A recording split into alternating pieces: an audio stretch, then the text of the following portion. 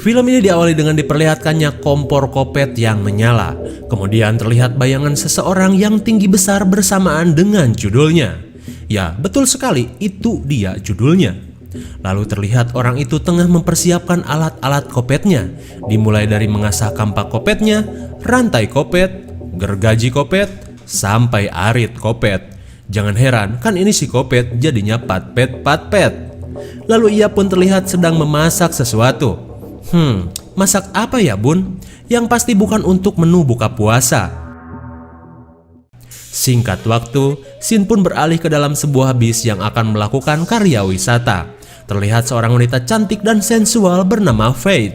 Ia yang memiliki tombol badak menjadi sorotan mata para bujangan pemburu bondon belia. Namun, yang namanya cewek remaja saling sirik body sudah menjadi hal biasa. Ia pun dilabrak seseorang yang bernama Daniel. Ia yang selalu menjadi sorotan utama kini mendapati saingannya. Ia pun bebacotan dengan Faith. Namun si Faith gak kalah gede bacot, sehingga si Daniel kalah dan ngambek. Penting gak penting sih perkenalan karakter ini. Kini Shin beralih ke seorang bapaj bernama Peter. Ia yang baru tiba dikagetkan dengan bis sekolah yang tadi. Apalagi para siswinya malah pamer tombol kebanggaan mereka ke jendela. Namun sial, Peter yang kebetulan lagi pegang HP malah mendapati gambar blur. Suwe. Lalu ia pun mampir dulu ke sebuah toko kelontongan milik. Nah, pintar, masa nggak tahu Sultan? Ia pun kepo kepada kasir di sana tentang tujuan bis sekolah yang selalu melewati jalanan ini. Hingga si kang kasir bilang, biasa, anak sekolah lagi banyak yang study tour ke Curse Camp. Atau biasa kita sebut camp ceria. Sontak si Peter seolah mengetahui sesuatu. Ia pun segera membeli banyak sekali pelor FF dan seperti mempersiapkan diri akan sesuatu. Singkat cerita, sampailah mereka di camp ceria. Dengan gaya bicara ngegas, si kang sopir menyuruh mereka untuk turun. Dan sugan, si pak sopir pun langsung tancap gas setelah menurunkan semua murid. Kayak buru-buru ngejar apa gitu si sopir teh. Setelah itu, para murid pun dikumpulkan oleh si guru Ceringe bersama si bu guru Seksoy, dan para murid pun dipersilahkan untuk menikmati keindahan alam di tempat ini. Mau kemanapun sok aja nggak apa-apa, asalkan sambil melakukan tugas tadinya. Mereka pun dibagi menjadi beberapa kelompok yang terdiri dari 2 orang.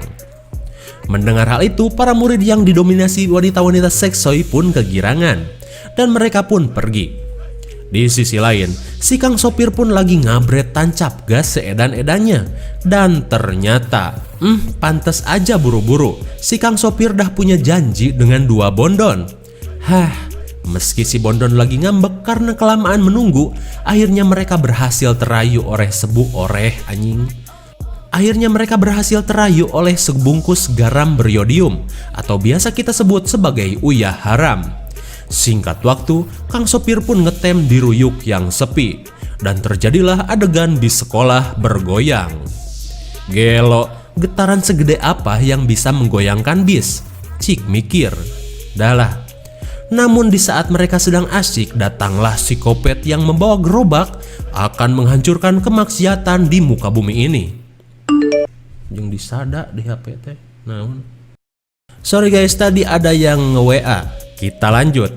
Dan ketika kedua bondon ini lagi asik, kampak kopet membuat 2 kepala bondon terlempar. Lalu si sopir yang lagi asoy menghirup aroma terasi di bawah baru sadar akan keganasan kang kopet. Alhasil ia pun modar. Kembali ke remaja glowing, Faith yang lagi bengong lihat kucing di pasir terkagetkan oleh suara aneh di balik jerami. Karena penasaran, ia pun mengeceknya. Ternyata itu hanya si bongsor Mupeng. Faith pun merebut bukunya dan menemukan gambar sketsa para wanita Seksoy. Dan karena malu, ia pun kabur. Di sisi lain, 2 remaja bangor lagi asik udut Bob Marley. Namun ketika sedang asik, untung saja cuman kang ternak yang memergoki mereka. Ia pun membawa 2 remaja ini untuk dihukum bersihin kandang kuda. Lalu ia pun merebut udutnya dan dihisap sambil baca majalah gaul. Dirasa efek udut udah kerasa, kedua remaja ini pun kabur. Namun si kang ternak gak sadar. Singkat waktu, Kang Ternak lagi santuy ngefly, iseng-iseng lihat foto mantan pacarnya yang bernama Neneng. Neneng, kenapa kau meninggalkan AA? Ujar si Kang Ternak. Hingga tiba-tiba si Kopet camping mendatangi Kang Ternak. Namun karena ia sedang teler parah, ia malah menganggap si Kopet camping sebagai mantannya. Oh, Neneng kembali kepadaku. Ia pun mendatanginya dan mencium rambut Neneng. Namun ia heran, kenapa rambut Neneng malah kayak sapu ijuk. Lalu ia pun jelas modar. Di lain tempat, Peter yang sudah curiga akan terjadi pembantaian di Camp Ceria, ia pun mengunjungi polsek sheriff terdekat. Peter pun berbincang dengan sheriff cantik nan glowing kamana karep bernama Sheriff Ichih. Ya, gua mah ngarang aja soalnya ia jutek banget pas perkenalan. Peter lalu memperingatkan Sheriff glowing itu untuk segera mengevakuasi anak-anak di Camp Ceria karena menurutnya akan ada pembantaian hebat di sana.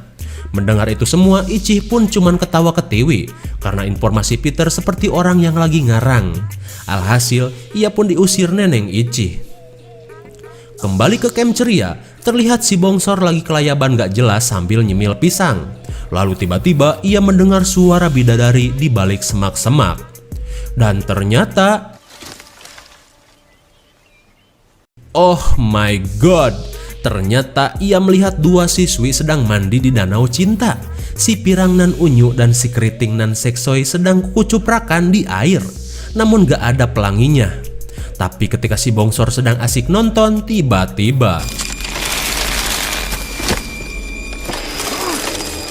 sial sekali, tiba-tiba pohon besar menimpanya sampai modar.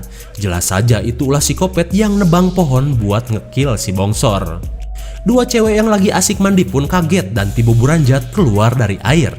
Di sisi lain, aing mah kuda lumping terus. Dua sejoli yang lagi asik di dalam hutan baru beres melakukan aksi ngaduk semen.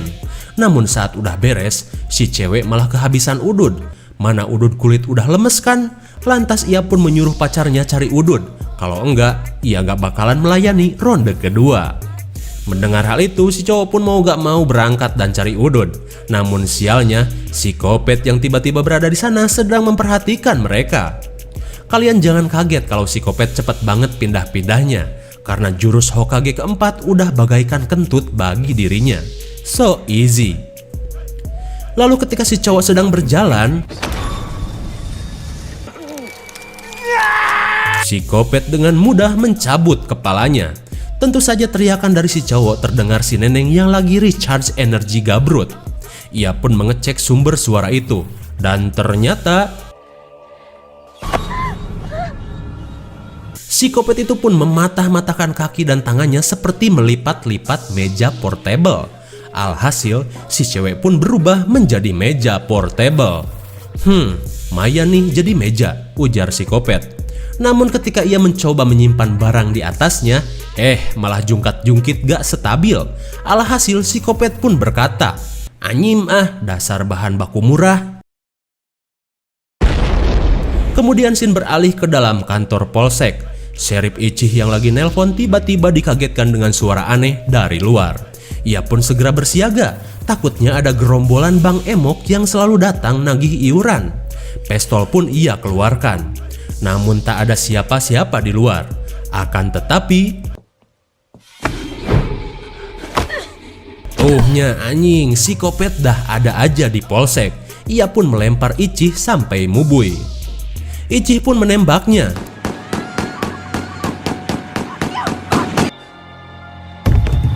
Satu klip pistol ia habiskan untuk si Kopet, dan si Kopet pun ambruk. Masa iya seletoy itu? Lalu ketika Ichih mengeceknya, Ichih nggak bodoh kayak di film-film lain. Ia pun memastikan kematian dari si Kopet itu. Dirasa udah mokad, ia pun segera meminta bantuan. Apa gua bilang? Si Kopet mah kuat. Ichih pun ripuh dengan kapak di punggungnya. Lantas ia pun mencoba melawan dengan alat seadanya.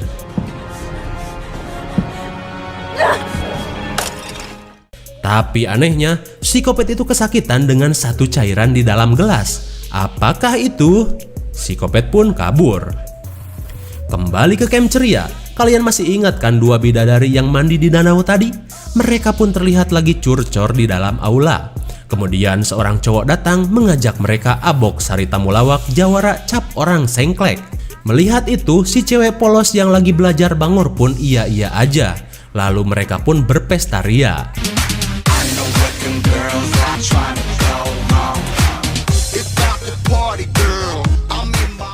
Hingga setelah dirasa para ladies ini udah abok pun mencoba peruntungannya dengan akan mengeluarkan rudal kebanggaannya. Kali aja disosor, tapi tiba-tiba alangkah kaget setengah edannya mereka ketika psikopat itu datang menjebol tembok dan menggerebek mereka. Para ladies pun lari ngabret seedan-edannya. Namun si cowok malah pelangak-pelongo seakan gak percaya dengan apa yang ada di hadapannya. Alhasil, ia pun modar. Lalu setelah menghabisi si cowok esangan, psikopat itu pun mengejar kedua gadis tadi. Tapi seperti biasa, psikopat cuman butuh jalan kaki aja buat ngejar orang yang lagi lari. GG kan? Dan tiba-tiba teman si Pirang pun terjebak jebakan kopet.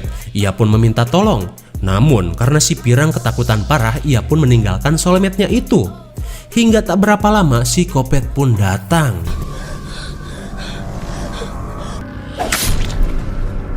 Keran air pun menancap di jidatnya sehingga mengeluarkan darah. Kembali kepada si Pirang.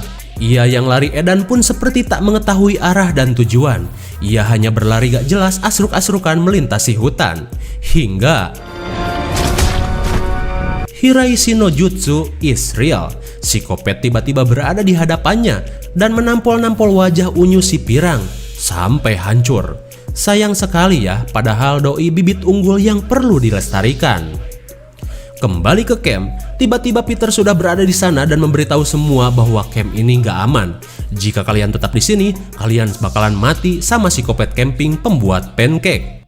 Peter pun menceritakan asal mula dari psikopat itu. Di zaman dulu, telah hidup seorang pria yang pandai membuat pancake. Namun kepandaiannya itu malah menjadi malapetaka baginya. Karena datang seorang pemburu jahat yang tergiur akan masakannya. Ia pun menawarkan jika ia bisa mendapatkan resep pancake itu, ia akan memberinya uang yang banyak. Namun orang tersebut tak mau dan tetap memegang resep keluarganya. Hingga akhirnya lelaki itu pun membunuh orang tersebut dan mengambil resepnya secara paksa. Dan parahnya, lelaki itu membunuhnya dengan cara menyelupkan wajahnya ke dalam panci selai pancake sampai mati. Hingga pada akhirnya ia pun kembali bangkit dari kubur dan akan membunuh siapa saja yang berada di tanah kekuasaannya. Itulah sepenggal cerita dari psikopat camping. Namun ceritanya itu hanya dianggap sampah dan seperti biasa ia pun diusir. Singkat waktu, malam pun tiba. Peter yang pasrah akan kebebalan warga sekolah pun pulang. Namun tiba-tiba terlihat polisi Seksoi Ichi sedang ripuh dan meminta tolong. Jelas Peter menolongnya dan berkata, "Nya, cek aing ge, ada psikopat kan?" Ia pun membawanya pergi. Kembali ke camp ceria, mereka yang sedang makan malam dengan ceria tiba-tiba dikagetkan sesuatu. Bubar, psikopat merangsak masuk dengan kekuatan huleknya. Lalu di saat mereka pelangak pelongo karena psikopat yang Peter bicarakan ternyata benar. Salah satu murid di sana pun modar. Sontak mereka pun panik riweuh seedan-edannya.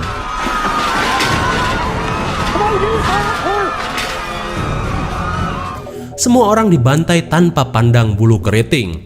Bahkan si guru Seksoi pun ikut jadi korban.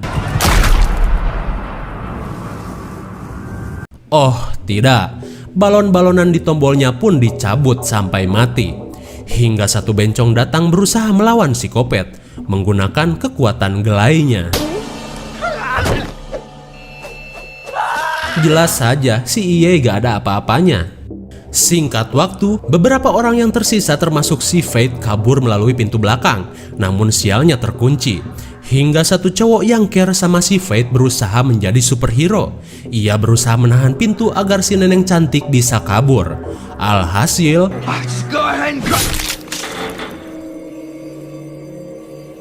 angan-angan cowok itu untuk mendapatkan cinta dan tombol badag si Fate akhirnya sirna di tangan psikopat Edan. Melihat situasi itu, Fate dan si koki imsak pun lari ngabret seedan mungkin, hingga sampailah mereka di sebuah peternakan. Dirasa nggak ada cara lain, mereka pun bersiap melawannya dengan senjata seadanya.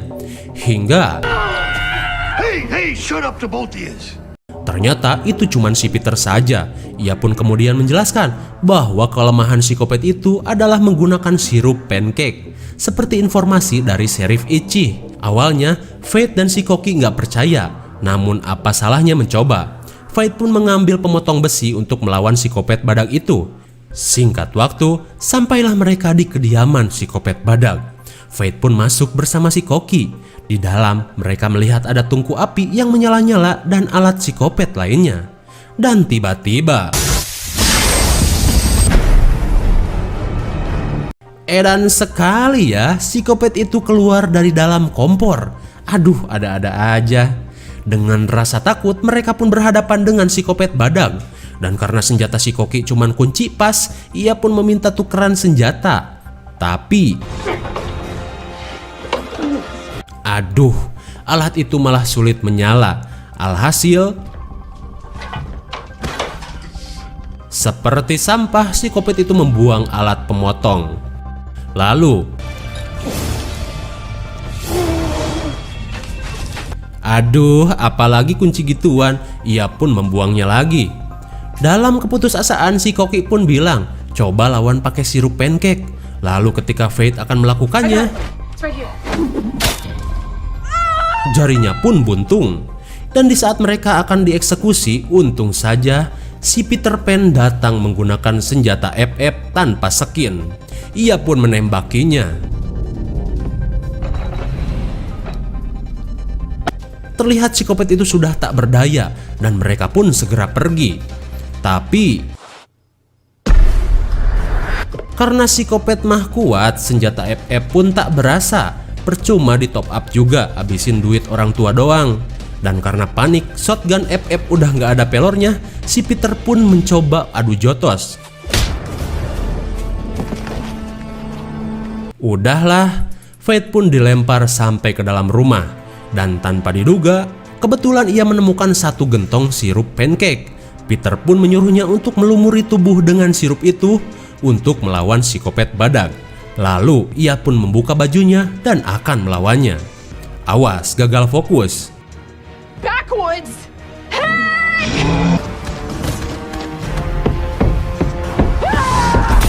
Akhirnya, psikopat itu mati dan meleleh. Fate pun keluar dan membuat mata kalian gagal fokus. Ngaku loh. Lalu, psikopat terlihat seperti akan meledak. Aduh, damage dari bola basket emang bikin puyeng. Psikopat itu pun modar dan terbakar bersama rumahnya. Singkat waktu, siang pun tiba. Peter, Sheriff Ichi, Koki imsak, dan untung saja si Fate dikasih baju. Mereka pun selamat dan nebeng kolbak saudara tiri Mang Ojon. Mereka pun pergi meninggalkan camp ceria berdarah. Dan film Lumberjack pun berakhir. Bagaimana? Seru-seru, kocak, dan menegangkan bukan? Ah, film seru-seruan gini emang cocok buat dibahas. Mayan mengobati perut keroncongan. Psikopat badak mantan pembuat pancake memang sangatlah kuat. Namun kelemahannya amat sangat geli parah. Hanya menggunakan sirup pancake dan ketangkasan Fate dengan bola basketnya, semua bisa teratasi. IMDb untuk film ini adalah 4,2. Namun menurut Sakayang cocok diberi nilai 5,3 karena setiap ABG di film ini mempunyai keunikannya masing-masing dan menjadi sasaran empuk psikopat pancake. Mungkin segini saja review dan pembahasan film Lumberjack Man 2015. Jangan lupa like, share, dan subscribe supaya kalian tidak ketinggalan jika ada video baru dari Sakayang. Thanks for watching and see you on next video. Bye bye.